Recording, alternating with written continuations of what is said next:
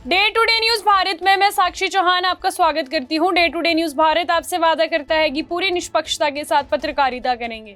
हमारा कोई भी पत्रकार किसी से कोई उपहार या विज्ञापन स्वीकार नहीं करेगा और ना ही किसी को ब्लैकमेल करेगा। हम समाज के दबे कुचले लोगों की आवाज बनेंगे। हम चैनल पर कोई ऐसी खबर नहीं दिखाएंगे जो लोगों को भ्रमित करती हो। साथ ही हम लोकतंत्र के चौथे स्तंभ को मजबूत करने की पूरी कोशिश करेंगे। चलिए बात कर लेते हैं खबर की।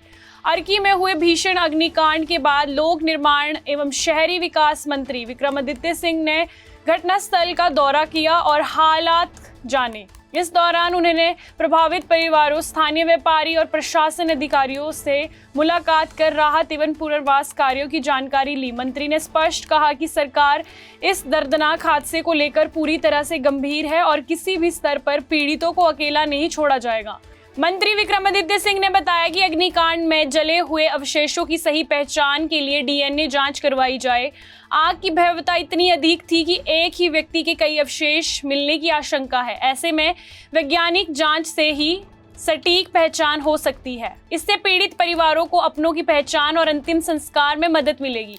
उन्होंने कहा कि इस हादसे में जिन परिवारों ने अपने परिजनों को खोया है, उनके साथ प्रदेश सरकार पूरी मजबूती से खड़ी है। प्रशासन को निर्देश दिए गए हैं कि राहत कार्यों में किसी भी प्रकार की लापरवाही ना हो और पीड़ितों को तुरंत सहायता उपलब्ध करवाई जाए। मंत्री ने बताया कि इस अग्निकांड में एक परिवार का केवल एक ही बच्चा जीवित बचा है।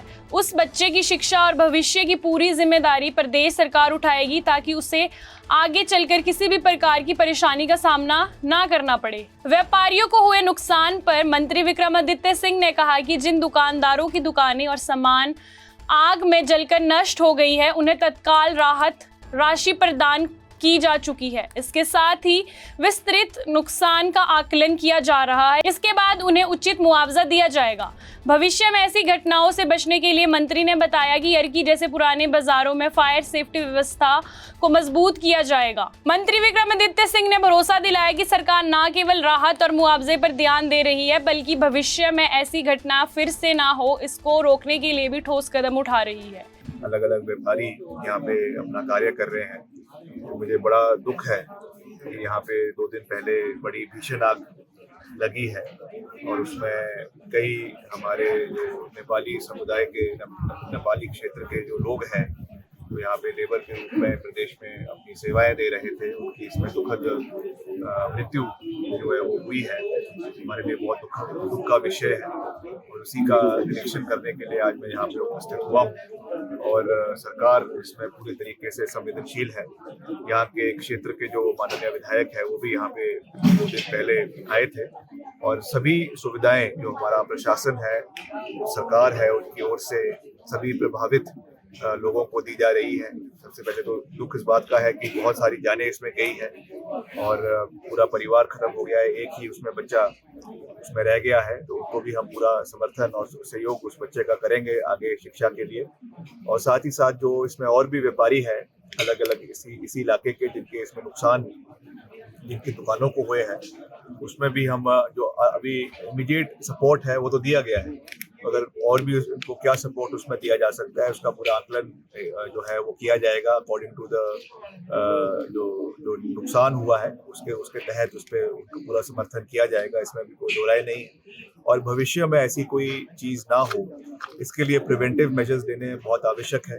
तो ये क्योंकि वैसे भी बड़ा पुराना बाजार है, प्राचीन बाजार है और बहुत सी जो यहाँ पे दुकानें हैं लकड़ी की बनी हुई है, पुरानी दुकानें हैं, तो इसलिए यहाँ पे जो है एक मोटा हॉस पाइप होना बहुत आवश्यक है, फायर हाइड्रेंट्स होने बहुत आवश्यक है। तो उसके लिए भी मैंने जानकारी प्राप्त करी है कि मेरे ही विभाग द्वारा, शहरी विकास मंत्रालय द्वारा अमृत के तहत एक यहाँ पे स्कीम जो है दी गई है करीबन 11 करोड़ रुपए की, जिसमें वाटर सप्लाई जो है पेयजल की भी है और उसके साथ साथ इस एस्पेक्ट को भी उसमें कवर किया गया है। जो भी इसमें डिमांड जो हमारा यहाँ का जो फायर ब्रिगेड डिपार्टमेंट है, उन्होंने जो भी इसमें इनकॉर्पोरेट करने के लिए किया था, वो IPH ने जो हमारा जल शक्ति विभाग है उन्होंने उसको इनकॉर्पोरेट किया है और जल्द इसको हम पूरा करने का प्रयास करेंगे। मैं इसकी पूरी रिपोर्ट भी मंगवाऊंगा अपने पास और उसमें और कैसे उसको बेहतर किया जा सकता है।